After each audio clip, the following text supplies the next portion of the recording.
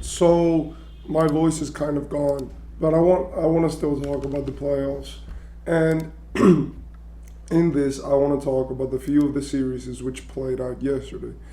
The only games that we got were Magic and Cavaliers, which is now going to a game seven, and Dallas and Clippers, in which the Clippers won. For the Magic and Cavaliers game, this was a pure, battle of Donovan Mitchell and his greatness versus the Magic entire team. And what I mean by that is that Donovan Mitchell scored 50, and the rest of the Cavs could only score 46 points. 46 points. Donovan Mitchell scored 50. And this was in Orlando. Donovan Mitchell obviously wanted to close out the series. And it is very obvious that there is a problem with the supporting cast of the Cavs. We've seen them in some games go crazy. In some games, they don't look competent with the ball in their hands. And in my opinion, we could just not rely on this team to do anything in the second round if they manage to make it through. The reason why is because there is no clear consistency with this team. We've never really had something to look at and be like, hey, this team is great. Because in this game, right, like Donovan Mitchell and Darius Garland combined for 71 points, and then the rest of the team scored 25, literally. So honestly, what I can say about this game was more shout out to the Magic. Evan Mobley shot terribly. Marcus Morris Sr. shot terribly. Max Strus actually had a pretty good game, but he only had 10 points, and the bench was absolutely terrible. Apart from that, we could see that the Magic actually played pretty badly. Their biggest thing wasn't the fact that they made a lot of points because their individual stars were playing great. Paulo Banchero had 27, Franz Wagner had 26, Jalen Suggs had 22, and those guys actually played really well. And Cole Anthony of the bench had 9 points, and they were all positive, additions. Like everyone in this game was a positive addition. Like they were always winning, which is honestly crazy to see.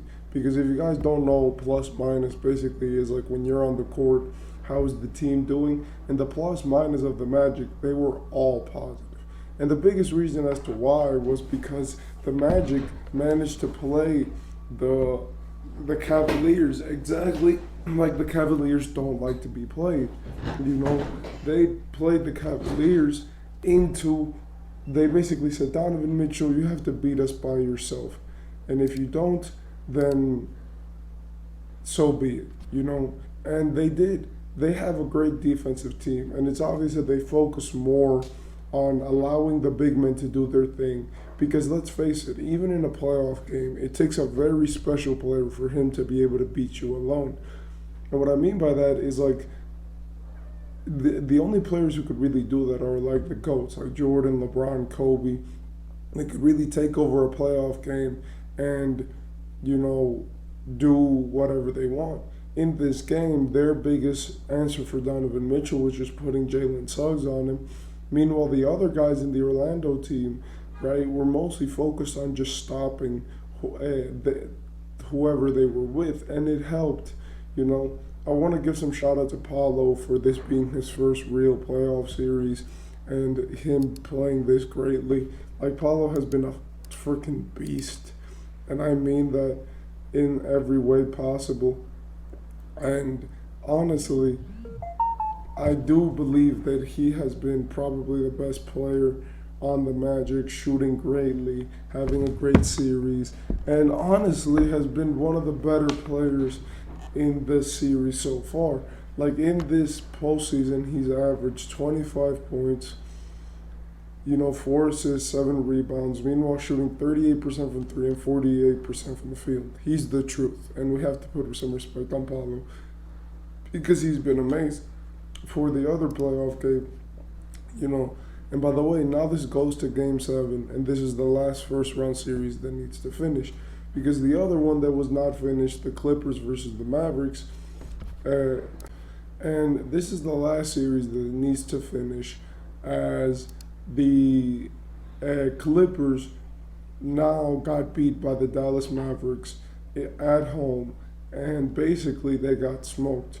Look, for most of the game, the biggest thing with the Clippers was just consistency. James Harden could not make a three, but he was actually playing great by assisting the whole team and getting into the lane. Paul George could also not make a three, but he wasn't trying to help in any other cases. Ivica Zubac played great, Terrence Mann played great, but the biggest thing with the Clippers is that they did not shoot the three ball well. And this was their main critique going into the postseason. A lot of people said, like, look, you guys are great, but honestly, let's face it doesn't matter how great you are. What matters is the fact that if you don't make your threes, you're going to lose.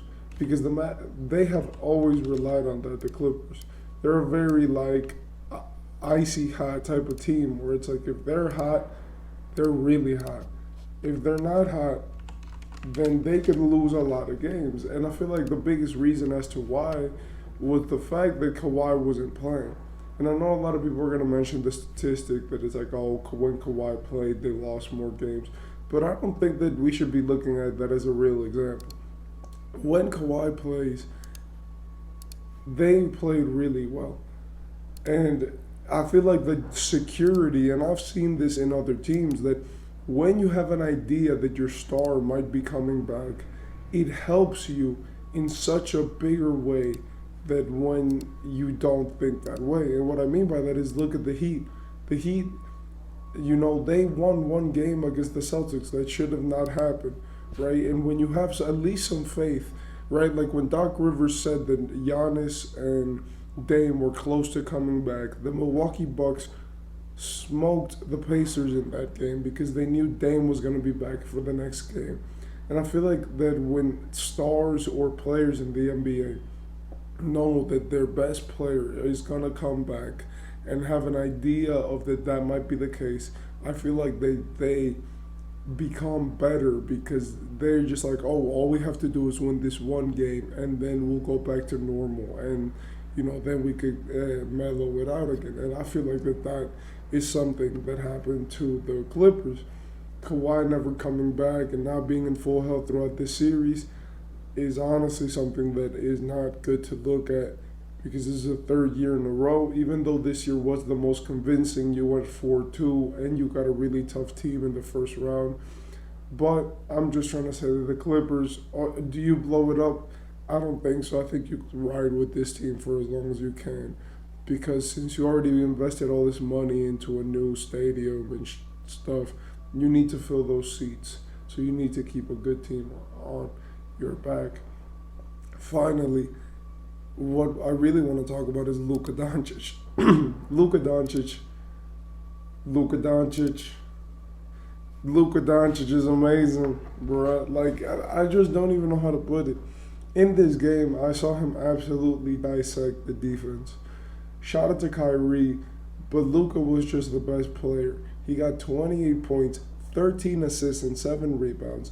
And it was obvious that from the start of the game, Luka hit a three, and they were going to try to stop him from scoring a lot of points. So what he did was that he was like, okay, since you're going to try to stop me from scoring, I'm just going to assist as much as I can until you have to back off me and you can't force two on the ball.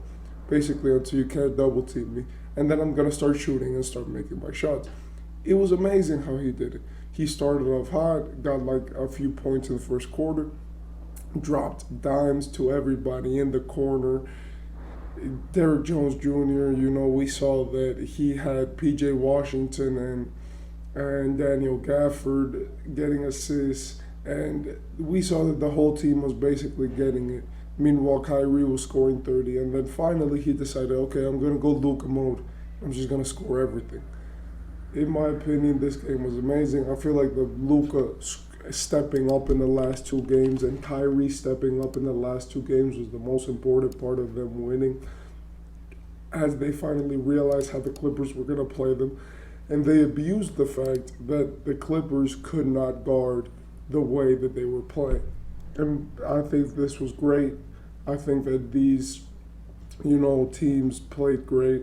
And with Luka going as crazy as he did, I believe that we are in for a great postseason run by Luka Doncic.